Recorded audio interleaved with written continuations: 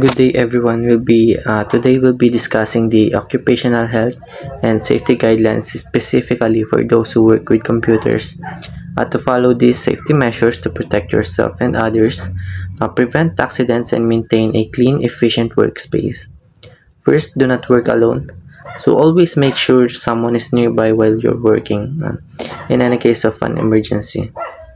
Second, power off and unplug equipment before you open or repair any computer. Turn off the power and unplug the system.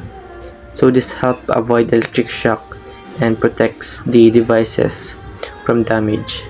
Third, keep liquids away. Remove any drink or water bottles from your work area to prevent spills that could cause electrocution or hardware failure. Or choose tools carefully. So always handle your tools with care. Misuse of any metals can cause short circuits or permanent damage to sensitive components. Fifth, discharge static electricity. So before touching any internal components, ground yourself using an anti-static wrist strap or by touching a grounded metal object. Static electricity can silently destroy fragile parts like memory or motherboards. 6. Do not use excessive force. So if something doesn't fit, never force it. Components are designed to slide into place easily. Forcing them might bend pins or break connectors. 7. Clean before and after your work. So start with a clean environment and clean up after yourself. So this prevents clutter, contamination, and accidents while promoting efficiency. And 8. Handle components properly. So hold all the computer parts by the edges. Avoid touching integrated circuit, IC, chips or circuit paths to reduce the risk of damage from oils or static. 9th, wear personal protective equipment or the so-called PPE.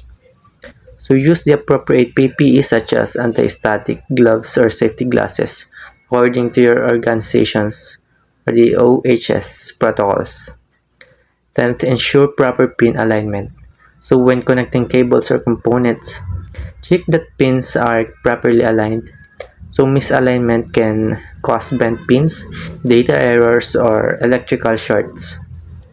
11th, know emergency procedures. So be familiar with your workplace's emergency procedures, including how to respond to accidents, fires, or electrical hazards. So know the fire extinguisher, first aid kit, and emergency exits are. 12th, use the right cleaning tools. So when we're cleaning the computer, never use water or liquid cleaners. Instead, use the soft brush, compressed air, or a blower to safely remove dust and debris. So now that we've discussed the occupational health and safety guidelines, let's move on to the next important part of working with the computer hardware, the tools required for assembling a computer system. First one, we use the Phillips head screwdriver. The Phillips head screwdriver is used to secure or remove screws from the computer cases, motherboards, power supplies, and more. And the second one is the flashlight. So a flashlight is useful when working inside the computer case, especially in poorly lit areas. Now that we've covered the occupational health and safety and the tools required for reassembling a computer, let's proceed to the step-by-step process of deassembling a computer. It's important to follow each step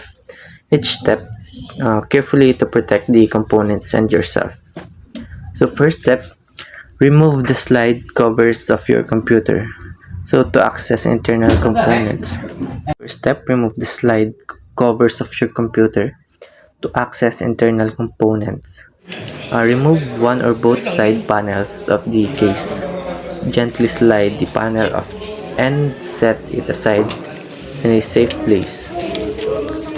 Second step, disconnect all internal connectors. So carefully disconnect all power and data connectors inside the computer. Unplug power cables from the motherboard, CPU, GPU, and other internal components. Remove SATA data, cables connecting hard drives and SSD to the motherboard. Disconnect any USB headers, front panel connectors, or audio jacks. So be gentle to avoid damaging any pins or sockets. Third step, remove standalone fans. So locate and unscrew the standalone case fans, usually mounted to the front, back, or top of the case. So after removing them, use compressed air to clean off any dust. So clean fans improve cooling, reduce noise, and help extend system life. So first step, remove the storage drives. Unplug the cables from your storage drives, whether hard drives or solid state drives. So handle drives gently, especially traditional hard drives. Step 5. Remove RAM. To remove the RAM, press down the retention clips at either end of the RAM stick. This will cause the module top to pop up slightly. Lift it out by the edges. Do not touch the gold connector, especially if you plan to reuse the RAM. Step 6. Remove the power supply unit. Unplug any remaining connectors from the power supply unit, then unscrew it from the case. Carefully lift it out and set it aside. Step 7. Remove the motherboard.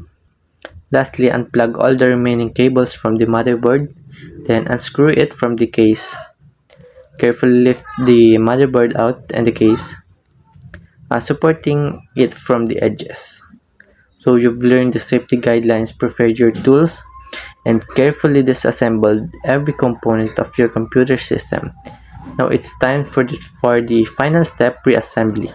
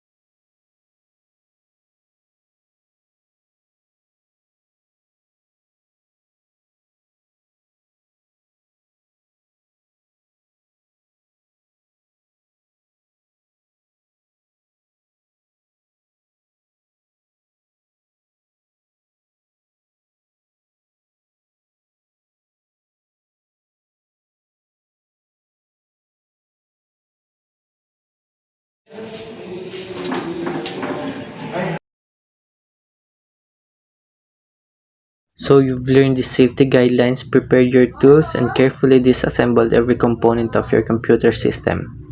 Now it's time for the final step, reassembly a computer. Start by carefully placing the motherboard back into the case.